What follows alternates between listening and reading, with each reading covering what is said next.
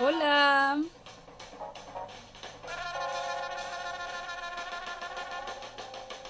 Hola, hola. Vamos a ir dando un tiempo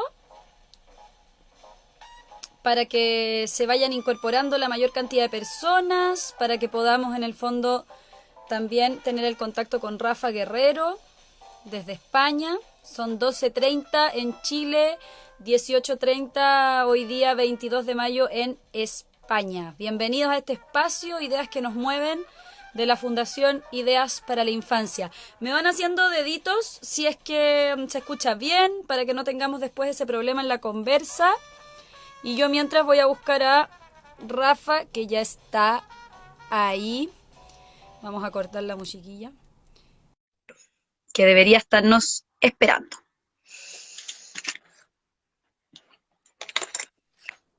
Ahí estás. ¿Qué tal, María? ¿Cómo estás? Bien, ¿y tú? Muy bien, aquí encantado de estar contigo, Qué de bueno. verte sea a través del plasma, ¿no? Sí, pues no nos habíamos podido obviamente conocer, así que yo siempre digo, esta crisis a nivel global y mundial nos ha dado también a nosotros desde la Fundación la oportunidad de colaborar y compartir con personas de distintas partes. Así que bienvenido a este espacio. Muchas gracias. Eh, Se está sumando la gente, están ahí todos aprovechando de escucharte en este espacio. Ayer estábamos justo también en un encuentro que tuvimos con Chile Crece Contigo, que es un sistema acá de protección integral a la infancia en Chile, y así que pasamos el dato también a todos para que hoy día todos los que preguntaban sobre educación emocional Pues estuvieran aquí estamos. acá acompañando. Así que bienvenido, Rafa, un placer contarles para Placer los que mío. se van sumando que, bueno, este es un espacio que hemos creado que se llama Ideas que nos mueven, de la Ujú. Fundación Ideas para la Infancia. Nosotros trabajamos principalmente con equipos profesionales que tienen y hacen y generan atenciones, ya sea desde colegios, desde programas de protección, desde salud, con familias y niños, niñas y adolescentes. Y el tema de la educación emocional hoy día, a propósito de la pandemia, pero también desde antes, porque en Chile se está gestando y se está tratando de promulgar una ley para el tema de la educación emocional, es sumamente importante. Y por eso cuando pensamos en este tema, pensamos en Rafa, que es director de Darwin Psicólogos, es licenciado en Psicología Clínica y de la Salud de la Universidad Complutense de Madrid, doctor en Educación, ha escrito varios libros, entre ellos Educación Emocional y Apego, y ha estado además en las redes sociales aportando tremendo aporte todos los días en algo. Así que también agradecerte eso, esa generosidad, porque yo creo que es importante también que este espacio lo ocupemos como para pensarnos y pensar cómo salimos fortalecidos también de todo esto, ¿no? Sí. Pues nada, gracias a ti, María, por invitarme, que es un placer estar aquí contigo y con todas las personas que nos están siguiendo. Y felicitaros por la gran labor que hacéis en Chile, por todo ese recorrido que estáis haciendo y todo el que nos queda por hacer, que seguro que tiene mucho que ver con la educación emocional y con otros muchos temas. Así que nada, animaros y daros todo mi apoyo para seguir trabajando por nuestros niños y por nuestras niñas, ¿no? Así que enhorabuena. Súper. Vamos a partir con una pregunta que le hago a todos los invitados a este espacio, que es saber quién los ha movilizado para trabajar en función de los temas que han sido hoy día como sus banderas de lucha. Y en eso preguntarte cómo llegaste a trabajar tú en los temas relacionados a la educación emocional. ¿Cuál fue el impulso, Rafa? Bueno, María, pues una de las cosas que me movió mucho, ¿no? Que me trastocó bastante fue cuando yo acabé la licenciatura de psicología hace ya unos cuantos años y me encontré con que, bueno, yo había aprendido mucho de procesos psicológicos, ¿no? Había aprendido mucho de los procesos de aprendizaje, de motivación, había aprendido mucho de cómo funciona la atención, cómo funciona la cognición, ¿no? En definitiva. Pero encontraba que todo lo que nos habían dado en la carrera estaba bien, pero veía que había algunas otras patas de la mesa que faltaban, ¿no? Y entonces, bueno, pues empecé a investigar, empecé a curiosear, ¿no? Y bueno, pues al final di con otras muchas patas que a mí me han llenado, ¿no? Y he visto que son muy útiles, ¿no? Para el ser humano, ¿no? Para poder entender el ser humano de una manera integral, ¿no, María? Y una de ellas es la educación emocional, ¿no? No solamente eso, ¿no? Sino también me he ido formando en trauma, porque el trauma es mucho más frecuente de lo que nos podemos imaginar, ¿no? Está mucho más presente en nosotros de lo que podamos creer.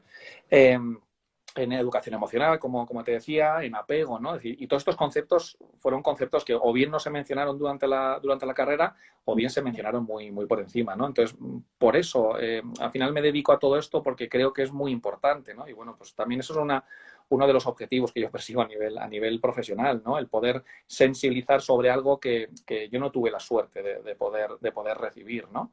Y bueno, pues con mis alumnos de la Facultad de Psicología, con las mamás, los papás que trabajo, con la formación que hago, con todo lo que escribo, con todos los cursos, trato de sensibilizar, ¿no? Yo creo que la idea es esto. No podemos pretender, María, en una conversación de una hora poder transformar la estructura familiar, ¿no?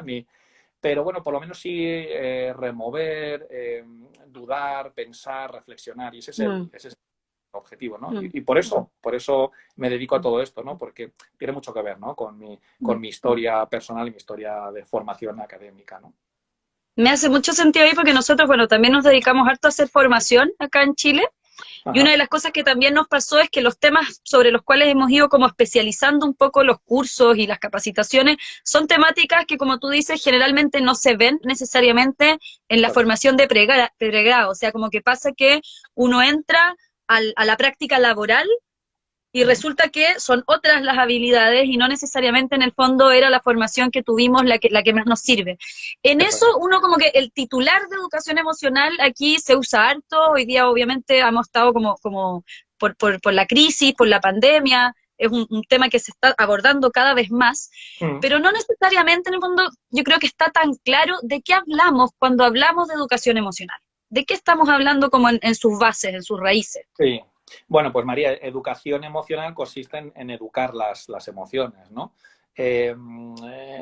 Educar emocionalmente implica que seamos capaces de entender que cuando nuestros hijos nacen, cuando nuestros hijos vienen a acompañarnos, ¿no? Desde el minuto uno, ellos tienen, ellos, ¿no? Y nosotros cuando nacimos, ¿no? Y los mamíferos, en definitiva, tenemos innatamente la capacidad de expresar emociones, ¿no? Es decir, no hace falta que se enseñe y no hace falta aprender a expresar las emociones básicas, ¿no? Esto ya viene innatamente en nuestra mochila metafórica. Ahora bien, lo que sí que tenemos que enseñar, María, a nuestros cachorrines es a poder identificar las emociones, a poder darle un nombre, a reconocerlas, a reflexionar sobre ellas.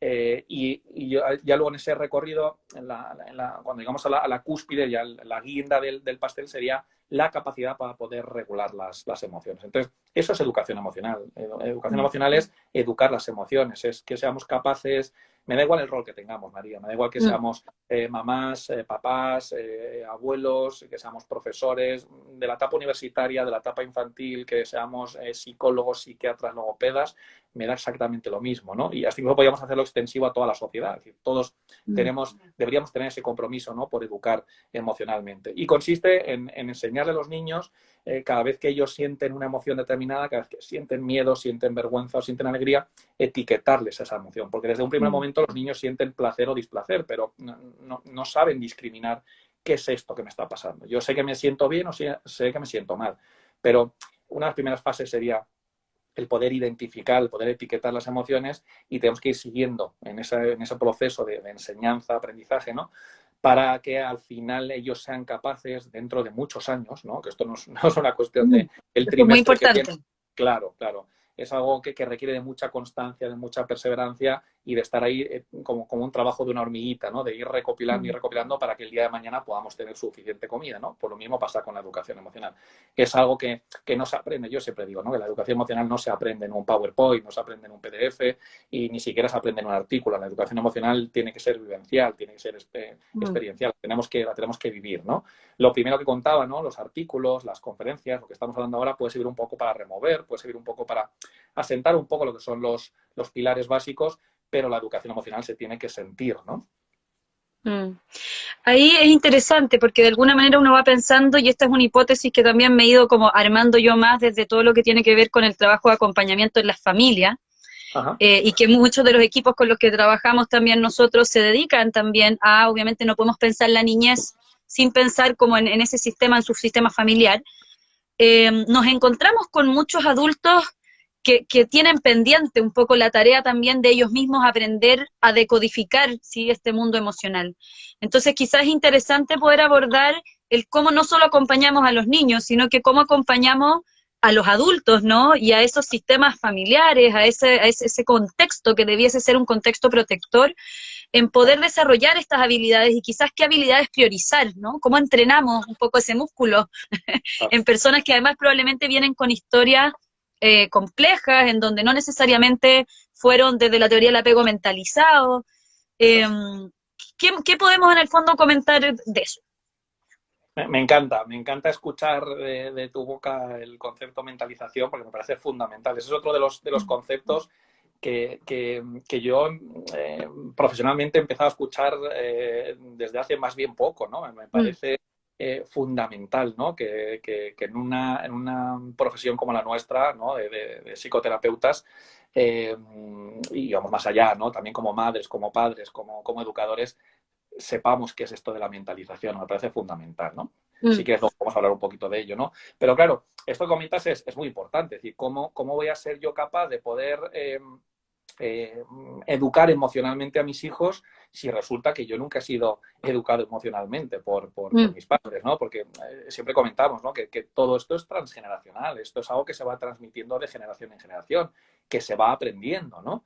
Eh, entonces, es difícil, es muy difícil porque en ocasiones nos encontramos con un sistema familiar, con unos papás que han vivido una situación difícil, traumática, que ha podido haber abandono, que ha podido haber maltrato, que ha podido haber situaciones muy traumáticas y que desgraciadamente no han sido mentalizados, ¿no? Como tú decías, María. Entonces, claro, si yo no he sido mentalizado, ¿cómo voy a ser capaz de mentalizar, ¿no? Y esto, como suelo comentar, esto es lo primero que se cuenta en el primer día de clase de la Facultad de Matemáticas. 2 más 2 son 4 y yo no voy a ser capaz de mentalizar si no he sido mentalizado, ¿no? Si quieres podemos definir un poquito qué es esto de la mentalización, sí, que seguro que la mayoría de los que nos están escuchando saben qué es esto de mentalizar, pero bueno, pues si alguien estuviera un poquito perdido. La está mentalización es bueno. la capacidad, como bien sabes, María, de poner mente a los afectos, ¿no? Es la manera que tenemos en esta relación vertical, ¿no? Que tenemos con nuestros hijos, ¿no? De ponerle palabras, de utilizar un lenguaje y de utilizar unas etiquetas o unos nombres a lo que están sintiendo nuestros niños, ¿no? Que es un poquito lo que decíamos antes, ¿no, María? Que cuando nuestros hijos sienten miedo, que cuando nuestros hijos se han caído, se han hecho una herida en la rodilla, yo lo que tengo que hacer es mentalizar, es decir, Mm, me parece un nombre que es precioso, ¿no? Que es darle mm, una mente a nuestros hijos, ¿no? Y para darle una mente a nuestros hijos, yo tengo que ser capaz de ser sensible, de sintonizar con sus necesidades y de entender que es que mi hijo se ha caído y se ha hecho daño en la rodilla, o de entender que es que mi hija siente mucho miedo porque cree que van a venir los ladrones a casa, ¿no? mm, Y eso es mentalización. El hecho de que yo me pueda meter en su cabecita, con lo difícil que es esto, ¿no, María? Que yo me meta en su cabecita, que yo sea sensible a sus necesidades, en este caso a una necesidad emocional, a un miedo, ¿no? A una situación de rabia, lo que sea, ¿no? Que le pueda poner nombre, que le pueda calmar desde la calma, claro, ¿no? Porque mm, es imposible calmar solamente con la instrucción de cálmate, ¿no? mm, Nunca alguien ha sido calmado al decirle solamente que se calme, ¿no? Y eso es mentalización. Entonces es fundamental que nosotros como padres, que nosotros como referentes de los niños que están alrededor de nosotros, tengamos un mínimo de mentalización, un mínimo de capacidad de ser empáticos, de ser sensibles, de ser y por tanto de ser responsivos, ¿no? De poder dar una respuesta adecuada a las necesidades de nuestros niños, ¿no? Entonces, por eso el objetivo número uno, María, sería sensibilizar, ¿no? mm, Que si yo estoy ahora mismo escuchando esto y soy consciente de que yo no he sido mentalizado, lo mejor que puedo hacer es ser consciente y buscar ayuda. buscar ayuda porque yo no voy a ser capaz de una manera suficiente, no digo una manera perfecta, extraordinaria y de 10, ¿no? Sino de una manera suficientemente buena de, si yo no he sido mentalizado, yo no voy a poder mentalizar. Y la única manera de yo siendo adulto, ¿no? Ser mentalizado es la única que conozco yo, por lo menos, ¿no? Y la única sana es la psicoterapia, ¿no? Entonces, poder realizar un trabajo propio, ¿no? Con un psicoterapeuta donde podamos trabajar muchas de las variables que han afectado en mi infancia, en mi adolescencia, en el momento actual, ¿no? Y la mentalización, María, me encanta que lo hayas nombrado, me parece fundamental, fundamental. Es importante además desde la perspectiva de, como dices tú, ¿no? Quizás este rol mentalizador o de leer estos estados mentales, de hacer este esfuerzo. Claro, los padres queremos que lo hagan con sus hijos, pero también nosotros desde nuestro rol de apoyo, de sostenerlos, de acompañarlos, tenemos que hacerlos con ellos. Yo como llamándole esto es como un círculo de apoyo, ¿no? Que en el Claro. fondo mientras yo lo hago con esa mamá, con ese papá, que en vez de enjuiciar, trato también de como entender qué hay en esa mente, ellos van de alguna manera también replicándolo. Lo pongo porque acá de repente es bien castigadora la mirada en la crianza de los papás, de las mamás. Todavía hay ciertas conversaciones que se dan en el ámbito de la evaluación de la parentalidad o de las competencias parentales, en donde quedamos muy enfrascados en la discusión de si los padres son hábiles o inhábiles, pero con poca capacidad como de esta mentalidad más sistémica, ¿no? De poder entenderlos también como sujetos, con historia, y como dices tú, con un mundo emocional que probablemente está poco Sí, decodificado, por así decirlo, eso es, ¿no? sí, claro. Sí, sí, por eso es que al final en la educación de nuestros hijos es inevitable que yo traiga mi infancia, yo traiga mi historia, traiga mi adolescencia, traiga mis miedos y traiga mis fortalezas, es que es inevitable, ¿no? Por eso decimos habitualmente, ¿no?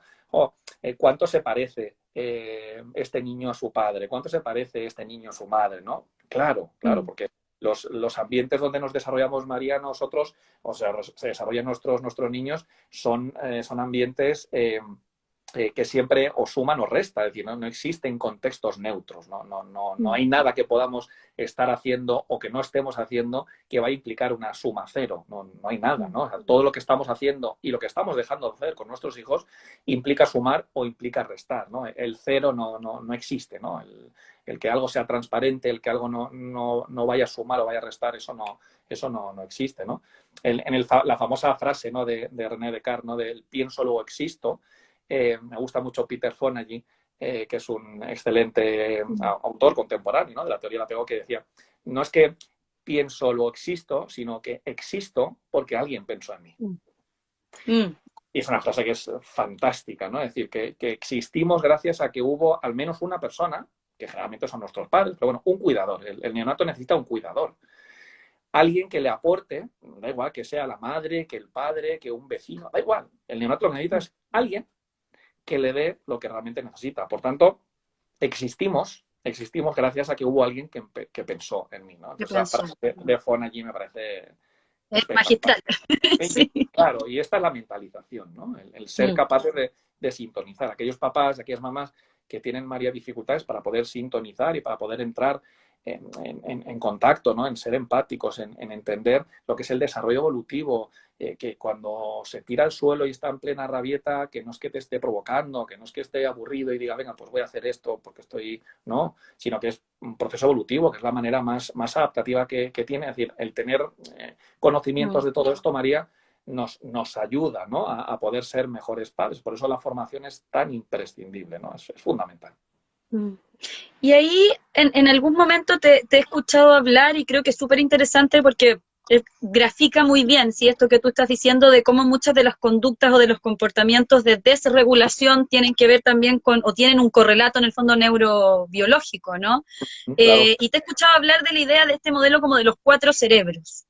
Y que le pusiste, ahí está en el tema de los colores, y que me parece que es muy didáctico, y muy gráfico para poder entender y aproximarnos de una manera que quizás es más comprensiva y menos enjuiciadora respecto de lo que le pasa a nuestros niños. Compártenos un poquito de eso. Vale. Bueno, el modelo de los 4 cerebros es un modelo pedagógico, es una metáfora, ¿no? Es una manera, como tú decías, ¿no? Gráfica, ¿no? De poder entender cuál es el funcionamiento cerebral de una manera muy básica, ¿no? dentro de lo complejo que es el cerebro. Esto me podría llevar tranquilamente 2-3 horas explicarlo, pero bueno, voy a dar dos o tres Sí, ideas, ¿no? En cortito. este modelo de los 4 cerebros, bueno, pues lo que hago es coger el encéfalo, ¿no? Es decir, todo lo que está dentro del cráneo, todo lo que está dentro de la cabeza, de ahí viene el nombre de encéfalo, ¿no? Dentro de la cabeza. Y entonces divido ese encéfalo en 4 grandes zonas, ¿no? Y lo que hago es que, también podemos hablar de zonas anatómicamente hablando, ¿no? Podemos dar el nombre anatómico, pero bueno, para hacerlo más sencillo aún, lo que hago es que le pongo colores. Entonces hablo de la zona roja, hablo de la zona verde, de la azul y de la amarilla, ¿no? Y siempre cuento que en ese desarrollo neurológico el cerebro se desarrolla siempre de la zona roja a la zona amarilla. Desde bastante antes de nacer María, la zona roja ya está activa al 100% y funciona de maravilla, ¿no? El latido cardíaco, por ejemplo, está ahí, la respiración está ahí codificada y, por tanto, en el momento del nacimiento funciona a las mil maravillas el cerebro rojo. Es el cerebro instintivo, es el cerebro de la supervivencia, es un cerebro reactivo, que ni siente, ni piensa, ni ejecuta, ¿no? En segundo lugar, la segunda fase, ¿no? Según vamos avanzando, aparecería un cerebro verde que anatómicamente se corresponde con el sistema límbico, ¿no? Y, y ahí tendríamos muchas funciones que son muy importantes para nosotros, los mamíferos. Pero, bueno, en relación al tema que estamos conversando hoy, María, diremos que en ese cerebro verde es donde nace la chispa de la emoción. Es decir, cada vez que sentimos alegría, cada vez que sentimos vergüenza, miedo, celos, en ese cerebro verde hace clink y se activa, ¿no? Luego tendríamos un cerebro azul, que es un cerebro más pensante, es un cerebro más racional y es un cerebro sobre todo de almacenamiento, ¿no? Son como grandes almacenes donde tenemos ahí lo que conocemos como la memoria a largo plazo. Y en último lugar tendríamos el cerebro amarillo, que es como dice el Conan Goldberg, la metáfora del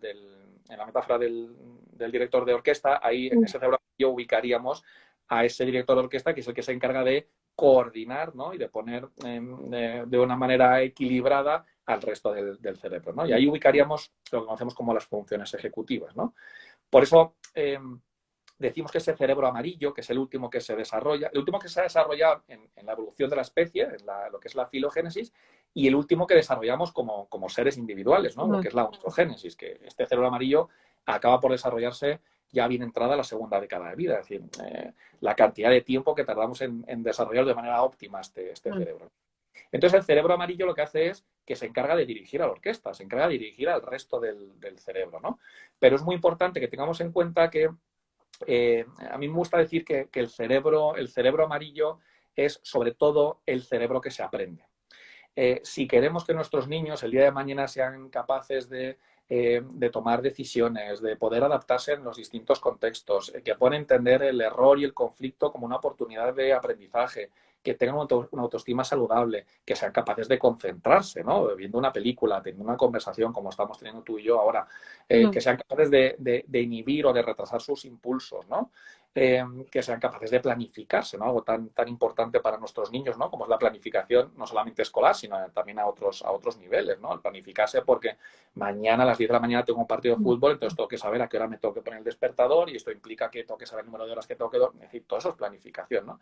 Y todo eso lo hace el cerebro amarillo, que es el cerebro del futuro, es el último cerebro que hemos desarrollado como especie, es el último cerebro que se desarrolla desarrollamos como individuos gracias a los otros, gracias a que los otros nos han mentalizado, y es el cerebro que nos permite ir al futuro, ¿no? Y en esencia, este sería un resumen del resumen de lo que es el modelo de los cuatro cerebros, ¿no? Y en eso, si uno piensa del rojo al amarillo, y yo tengo que pensar como en las acciones hacia la calma, hacia proveer calma, también debiese tomarlo, porque a veces yo siento que los adultos, yo también soy mamá, y claro, erramos en que partimos tratando de sobreponer el entendimiento por sobre quizás lo que tiene que ver con la parte además de tomar contacto y de entrar en relación. También la calma se gesta como en el mismo trayecto.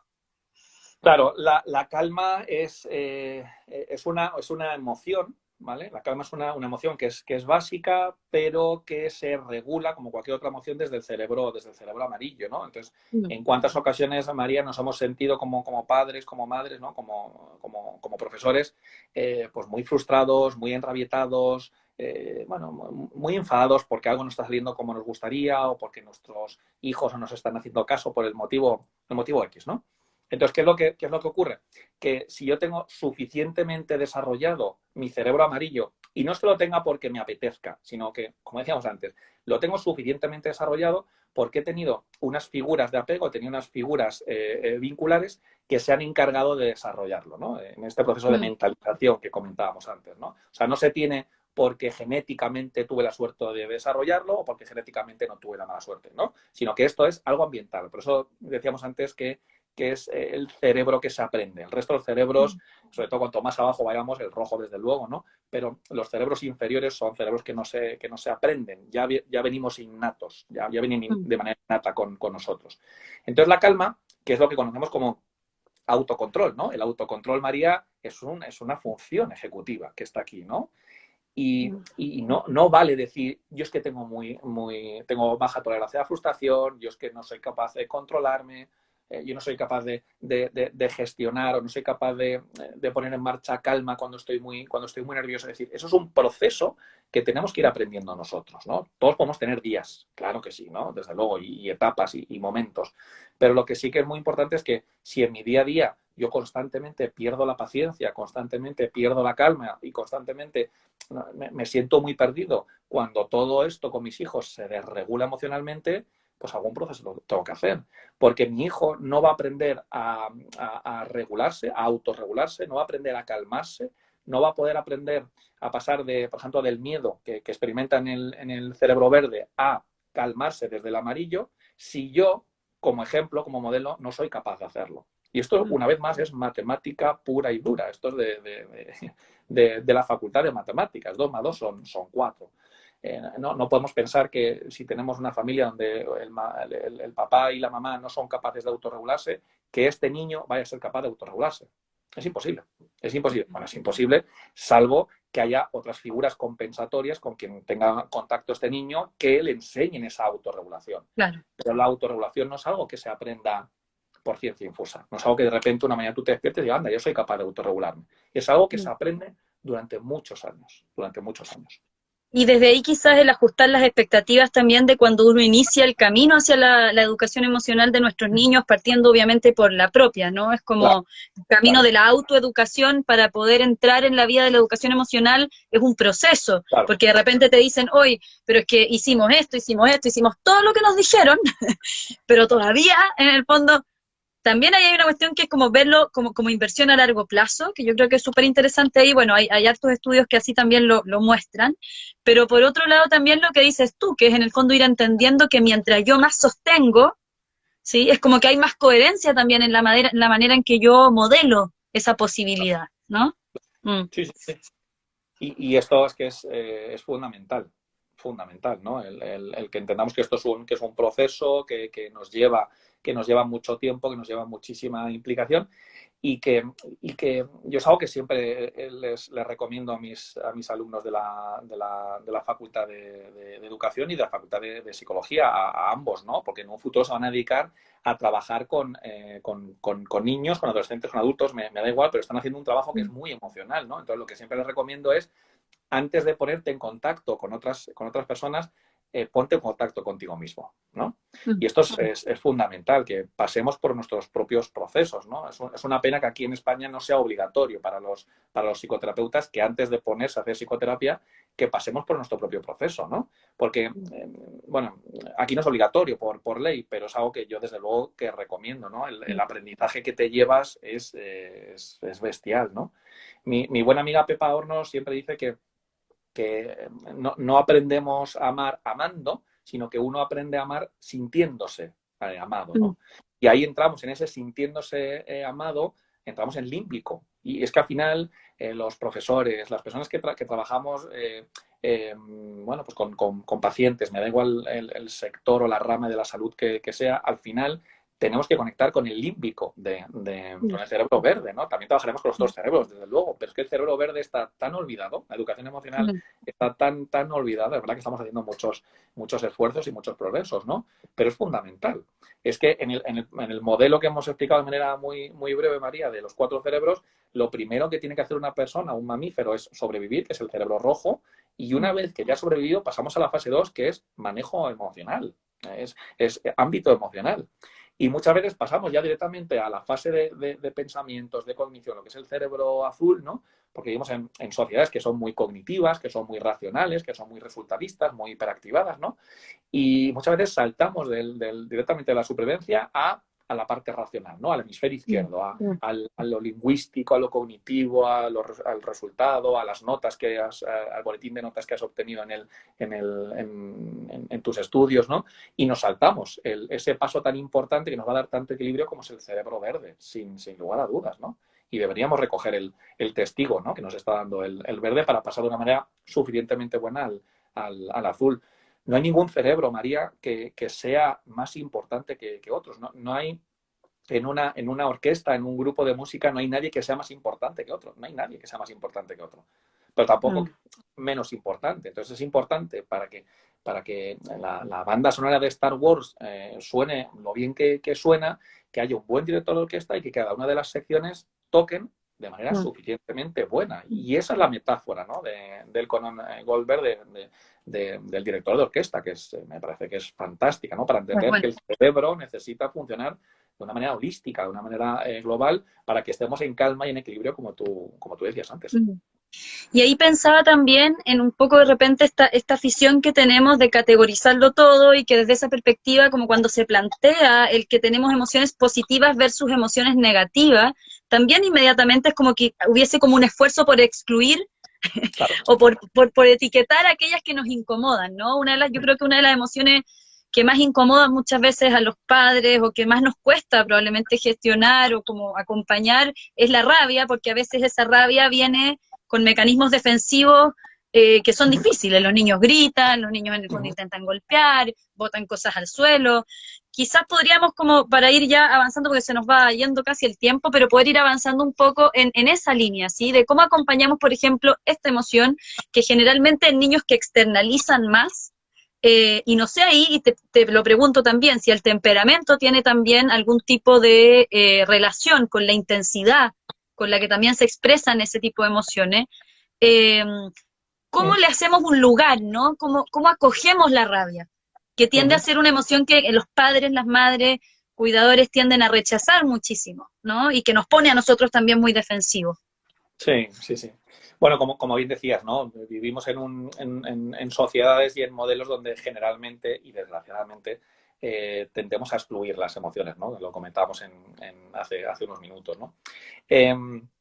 Aún así, María, yo creo que la rabia tiene algo de positivo en relación a otra emoción, que es la tristeza, y es que por lo menos la rabia es verdad que nos cuesta aceptarla, nos cuesta hacernos cargo de ellas cuando nuestros hijos están en pleno momento de enfado y pleno momento de rabieta, ¿no?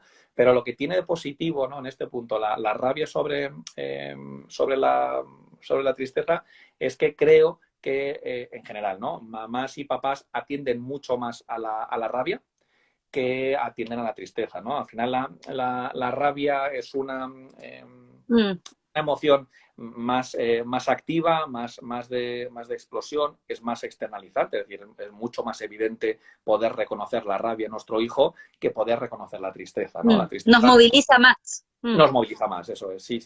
En cambio, por supuesto que la tristeza también nos moviliza más, pero nos moviliza de una manera más interna, ¿no? Más a nivel reflexiva, más a nivel cognitivo y por tanto no es tan evidente, no es tan observable, ¿no? Es una emoción más interna, ¿no? Entonces, bueno, lo positivo que tiene la rabia, a diferencia de la tristeza, es que hablamos más de ella, la reconocemos más y mejor que desde luego que la tristeza, ¿no?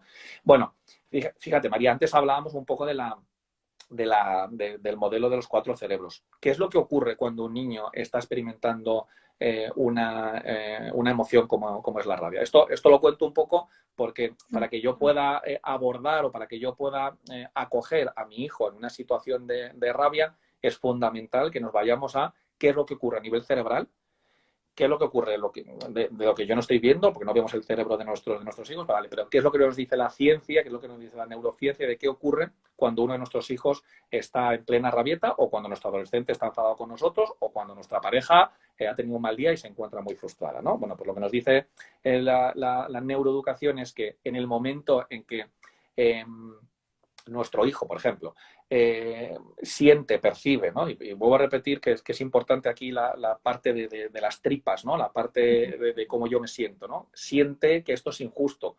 Que yo sienta, María, que esto es injusto no quiere decir que sea injusto objetivamente, ¿no? No sé si existe la injusticia objetiva, ¿no? A mí lo que me importa ahora mismo es que mi hijo entiende, siente y percibe que esto que se le ha dicho, esto que se le ha hecho, para él es injusto. Y lo que pueda opinar el resto, en este punto da exactamente lo mismo. Lo importante es que para él es injusto, ¿no?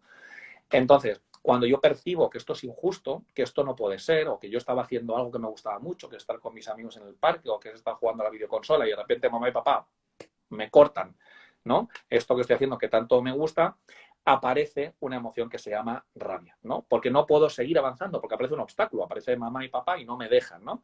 No me dejan seguir haciendo lo que a mí me gustaría hacer, ¿no? Entonces, en ese momento, a nivel cerebral, lo que ocurre es que se libera adrenalina, ¿no? Que es una sustancia cerebral que lo que hace es que me invita a la acción. Y luego también se libera una neurohormona que es el cortisol. Se liberan muchas sustancias más, ¿no? A nivel cerebral, pero bueno, en esencia. El cortisol se ubica en cerebro amarillo, corteza prefrontal, y por tanto no me permite ejecutar, no me permite ir al futuro y entender que si yo sigo haciendo esto va a ser perjudicial para mí y entonces no puedo pensar, no puedo ejecutar. Y luego decíamos que la adrenalina me invita a la acción. Por eso, cuando uno tiene una rabieta, un niño pequeño tiene una rabieta, se tira al suelo, patalea, ¿no? Y es curioso también que los niños, cuando, esto ya es más poético, ¿no? Pero cuando los niños se tiran al suelo en plena rabieta, se tiran al firme, ¿no? O sea, están en un sostén, que es lo que necesitan que alguien les sostenga, ¿no? Física y metafóricamente. Y por eso se tiran al suelo, porque necesitan tener contacto con la realidad. Eso es, con la tierra, ¿no? Necesita que alguien se haga cargo de ellos.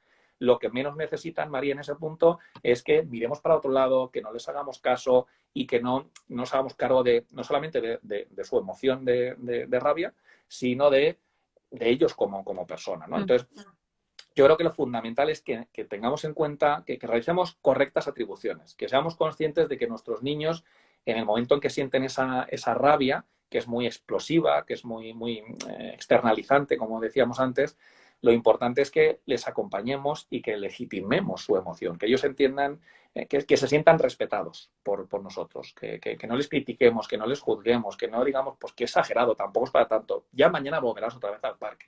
Ya, pero como el cortisol se ubica en mi corteza frontal, yo no estoy capacitado para pensar que, bueno, vale, venga, pues mañana vuelvo al parque. No puedo, yo lo que quiero es ahora, mañana me da igual, lo que me interesa es ahora, ¿no? Entonces, en ese momento se activa el cerebro inferior, que es el cerebro del aquí, de la hora, del momento presente. No soy capaz de ir al futuro, no soy capaz de prever mis consecuencias, que a lo mejor papá se va a enfadar mucho más conmigo. Y entonces lo que necesitan sobre todo es comprensión, es acompañamiento, es que estemos con ellos. Y sé que es difícil, y sé que las emociones, como decías antes, ¿no? Las emociones desagradables, ¿no? Las emociones de defensa son emociones que muchas veces nos desregulan a mamá y a papá. Pues claro, también tenemos emociones y conectamos con ellos y nos dejan cao en ocasiones, ¿no? Pero es importante que le demos una correcta atribución para que seamos capaces de, si yo hago una buena atribución, voy a ser capaz de poner en marcha expectativas adecuadas, ¿no? No voy a pretender que este niño con 3 años, con 2 años, sea capaz de sacar adelante solo la situación, porque no es cierto, ¿no? Y ahí alguien preguntaba respecto del tema de los adolescentes y las adolescentes, que en el fondo es un periodo como de la vida y de la etapa del desarrollo que quizás es distinto, pero quizás no necesariamente tan distinto en el nivel de acompañamiento, ¿no? Como ahí en el fondo es interesante pensar cómo pensamos la educación emocional en adolescentes, cuando ya partimos en el fondo otra etapa, en el fondo es otro hito evolutivo. Claro, no tiene nada que ver, ¿no? Yo creo que las la manera que tenemos de vincularnos como padres con nuestros niños y posteriormente cuando estos niños se convierten en adolescentes es muy diferente y hasta incluso, María, podríamos decir que en algunos puntos es radicalmente opuesta, ¿no? Claro, este adolescente que ahora mismo con la situación que estamos viviendo de confinamiento, de tanto de sufrimiento por la pandemia, que siente tanta rabia, que siente tanta tristeza por no poder hacer los planes que tenía en su cabecita, no seguir su día a día de una manera normalizada, lo está pasando mal, ¿no? Pero que este adolescente que no quiere hablar conmigo, que soy su padre, que este adolescente que se enfada mucho conmigo, que soy su madre, hasta hace 1 año, 2 años, 3 años, ¿vale? Hace años atrás, era aquel niño, aquella niña que constantemente venía y me pedía ayuda por absolutamente todo, ¿no? Y eso a nosotros como padres pues nos hace sentir muy bien, ¿no? A veces nos hace sentir como una olla a presión, ¿no? Porque no podemos más, que están constantemente viniendo a nosotros, ¿no? Pero en el fondo nos gusta, ¿no? Que vengan nuestros hijos y nos pidan permiso y nos pregunten, y oye, papá, ¿por qué esto? Y oye, papá, ¿y tú qué crees de...? Nos gusta, ¿no? Y entonces, claro, de repente, ¿no? Este niño se convierte en adolescente, ¿no? Entonces, una de las características más importantes de los niños, y ahora me voy a los adolescentes, es que seamos capaces de vincularnos con ellos, que les protejamos, que les hagamos sentir seguros, que les pongamos normas, que les pongamos límites, ¿vale? Es decir, la característica fundamental de los niños, lo que los niños más necesitan es sentirse seguros. Y para que se sientan seguros, les tenemos que proteger. Ojo que en ningún momento estoy hablando de la sobreprotección. La sobreprotección no deja de ser una desprotección. Yo hablo de protección. Protección suficientemente buena, ¿no? A la vez la protección tendrá que ser acompañada por una correcta autonomía, ¿no? Entonces, los niños cuanto más pequeños son, María, sobre todo los neonatos, necesitan muchísima protección y apenas necesitan autonomía, porque ¿qué autonomía tiene un neonato? Ninguna, ¿no? Pero a medida que van pasando los días, las semanas, los meses y los años, este neonato ya es un adolescente. Y lo que ahora necesita se van cambiando las tornas. Antes necesitaba mucha vinculación, mucha protección y poca autonomía, ya lo que necesita es mucha autonomía y poca vinculación. Por lo tanto, la mejor protección que le podemos dar a nuestros adolescentes es una protección desde la distancia. Es decir, que nuestros hijos adolescentes sepan que estamos ahí, pero que estemos ahí de una manera, sobre todo me refiero a una manera emocional, ¿no? Que no es una manera física, porque claro, lo que los adolescentes quieren es separación de mamá y de papá, separación física y separación emocional, y ya iré yo a ti cuando yo te necesite, si es que te necesito. Porque ahora lo que necesito sobre todo de ti, mamá y papá, ¿no? Es esa autonomía, que me des mucha distancia, sobre todo física, ¿no? Y la emocional ya te la pediré yo cuando la necesite, porque igual que vosotros papá y mamá, erais los que me dabais antes esa protección, ahora a quien me va a dar esa protección son mis iguales. Ya no, la relación de protección ya no es vertical, la relación de protección ahora mismo es horizontal, ¿no? Por tanto, yo ya tengo quien me protege, que son mis colegas, que son mis amigos, que es mi grupo, que es mi manada, ¿no? A la cual yo me siento perteneciente y además necesito sentirme perteneciente, ¿no? Y el problema es ese, que mamá y papá de hijos adolescentes les cuesta mucho hacer el duelo y la transición de proteger, ahora quedarme en la retaguardia, ¿no? Quedarme apartado, ¿no? Y solamente entrar física y metafóricamente cuando tú me estás llamando, ¿no? Y quizás ahí se malentiende la idea de la distancia como una desconexión total, porque en el fondo esto que dices tú, yo tomo distancia en lo físico, pero sigo sintonizado, por así decirlo. Sigo, esto que decíamos, sigo teniéndolo en mi mente, pero no de una manera intrusiva, ni en el fondo con un nivel de cercanía como cuando eran más pequeñitos. Claro. Y eso es lo que necesitan nuestros adolescentes. Por eso se queja muchas veces, es que son muy pesados mis padres, es que necesito, en fin, es fundamental, ¿no? Que seamos capaces de entender, ¿no? Cómo se desarrolla el cerebro, qué es lo que necesitan cuando son neonatos, cuando son bebés, cuando son niños y qué necesitan cuando son adolescentes. Pero es que ese proceso es muy difícil, ¿no? El poder estar, pero desde la distancia lo llevamos mal. Lo llevamos mal. Y entonces, nos cuesta. Se nos aparecen los fantasmas, probablemente. Sí. Como la soledad, el abandono, o sea, como todos los fantasmas propios como de soltarlo, ¿no? Eso es. Y vamos anticipando también, María, que en un futuro van a ser adultos y en un futuro más próximo que lejano se van a emancipar, ¿no? Y se van a independizar y van a hacer sus vidas, ¿no? Y eso es duro, ¿no? El síndrome del nido vacío es algo muy, muy complejo y muy duro, sin lugar a dudas, ¿no? Ahí, bueno, ya vamos a ir terminando. Queremos obviamente darte infinitas gracias. En los comentarios aparecían muchos aplausos, mucha gente diciendo qué lucidez, qué capacidad también de poder graficar en poco tiempo también como un conocimiento que es tan importante.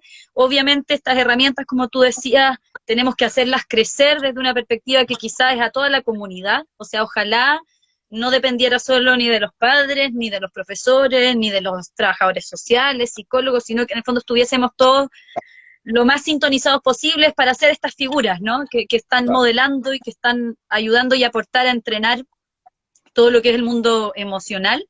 Pero antes de terminar, y generalmente en el fondo para cerrar estos espacios, yo siempre le pido a las personas que vienen que mágicamente y digitalmente te voy a pasar como una especie de varita mágica.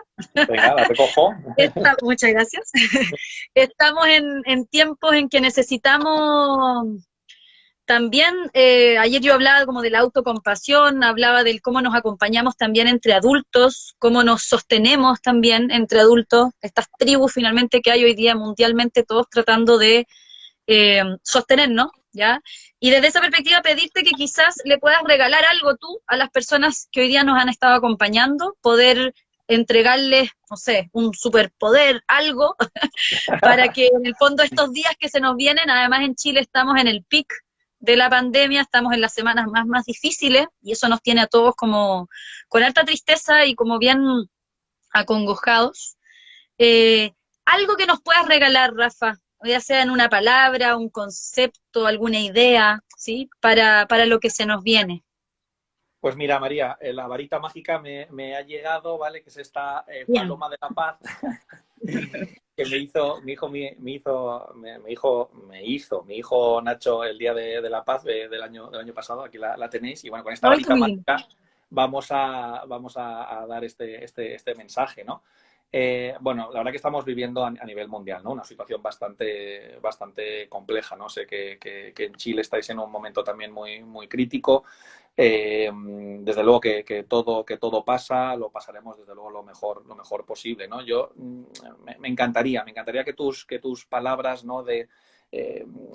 Ojalá que a nivel social, ya no solamente que algunas mamás y algunos papás, ¿no? Que están muy implicados en la educación de sus hijos trabajaran la educación emocional, sino que todos, ¿no? Que fuera algo que tanto en colegios como en institutos, como en las universidades, que en la calle, ¿no? Que fuera que el sistema límbico, ¿no? Que las amígdalas cerebrales, que el núcleo accumbens fuera algo que todo el mundo conociera, ¿no? Me encantaría, ¿no? No es así, ¿no? Estamos trabajando por ello, pero no es así, ¿no?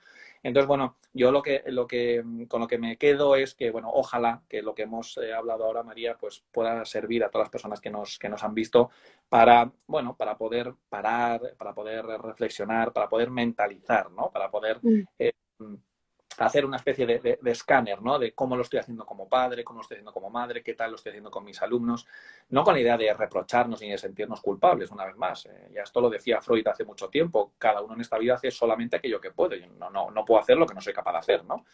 Y bueno, pues con esa idea de vamos a ser constructivos con nosotros mismos, vamos a hablar también con nuestras parejas, vamos a hablar también con nuestros hijos, vamos a tratar de poder formarnos, de poder adquirir habilidades, herramientas para poder ir, pues solucionando los distintos conflictos y obstáculos que la vida nos va poniendo en nuestros caminos, ¿no?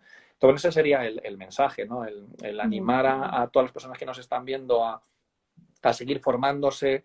Estoy seguro que los que nos están viendo son los más implicados y los más motivados, como siempre suele ocurrir, ¿no? Y estoy seguro que empezarán a leer libros, que empezarán a ver conferencias, que seguirán por aquí y por allá. Y bueno, pues eso es lo mejor, ¿no? El que puedan estar dando rienda suelta, María, a una emoción tan importante como es la curiosidad, ¿no? Y lo que nos hace estar aquí, a ti, a mí y a todos los que estamos aquí presentes, es la curiosidad, las ganas de seguir aprendiendo, las ganas de que nos aporta también esta pandemia, ¿no? De de poder ser mejores versiones de nosotros mismos, como personas, como madres, como padres, como hermanos, como hijos, ¿no? Cada uno en los distintos roles que pueda tener, ¿no? Y ese es mi mensaje, ¿no? Que nos formemos y que aprovechemos esta situación que en muchos puntos está siendo muy dura, pero que en otros nos está dando la oportunidad de poder parar, de poder reflexionar, de poder formarnos, de poder pensar, ¿no? En definitiva, para que salgamos lo más reforzados posible de este gran obstáculo, ¿no? Que nos han puesto en el camino y que hay que sortear de la mejor manera posible, ¿no? Así que, bueno, pues os mando un abrazo muy fuerte a todo Chile y mucho ánimo, mucho ánimo. Nosotros estamos Sí, afortunadamente un poquito más avanzado está más caro, y sí. sí, y bueno, mucho ánimo y ojalá en breve podamos vernos Sí, físicamente por pues, Chile. te vamos a invitar cuando ya pase la pandemia, invitamos a Rafa a que venga a Chile aquí a pues será, trabajar ya en vivo y en directo. Oye, ojalá. Rafa, bueno, dar las gracias. Estas personas también preguntaban por cómo poder saber o conectarse más contigo, poder conocer de tus libros, de tu trabajo, si quieres en el fondo entregar la página web o cómo pueden seguirte por Instagram, porque habían hartas personas interesadas como en poder de alguna manera proyectar esta conversación también a otro tipo ya de redes. Pues bueno, por no dar muchos datos, bueno, yo estoy tanto en Twitter como en Facebook como en Instagram. Si queréis, como estamos en Instagram, doy mi Instagram, que es @Rafa Guerrero Darwin, ¿vale? Darwin no es mi segundo apellido, sino que es el nombre de nuestro centro de psicología, que es Sería, www.darwinpsicólogos.com. sería como el elegido, hablando de Sería emociones. fantástico, ¿no? Apellidarse Darwin, ¿no? Pero entonces www.darwinpsicólogos.com y ahí tenéis, bueno, pues tanto los vídeos de formación que he ido haciendo y colgando, tenéis artículos que voy escribiendo, tenéis todos los 5 libros que a día de hoy tengo publicados y bueno, pues esas son un poco los canales de comunicación, ¿no? Excelente, muchas gracias. Me vas a tener de alumna también probablemente ahí en alguno de los cursos, así que Genial. Será un placer. encantada. Y también de verdad la disponibilidad, Rafa en el fondo y Carmen, también agradecerle a Carmen que estuvo ahí apoyando todas estas gestiones. Rafa estuvo desde el inicio, dispuesto, abierto, así que también un poco como retroalimentar eso, ¿no? Que en estos tiempos es tan importante que estemos conectados a pesar de la distancia física. Sí, sí. Así que mil Importante. gracias, va a quedar guardado el en vivo y después probablemente lo descargamos y si quieres te lo mando por si lo quieres también Perfecto. compartir. ¿Ya? Perfecto. María, muchísimas gracias. Ha sido un placer. Gracias. Chao a ti. Abrazo. Chao, Chao, chao, chao. chao. Hasta luego, chao.